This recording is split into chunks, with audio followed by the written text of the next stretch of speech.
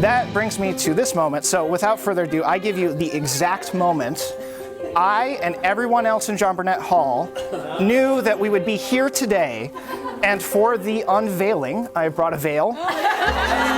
There it is.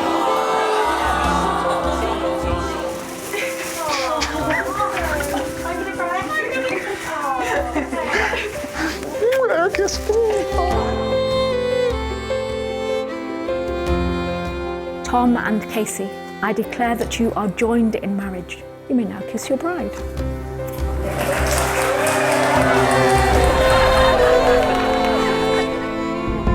I'd like a hand for my new wife, Casey Vale, please.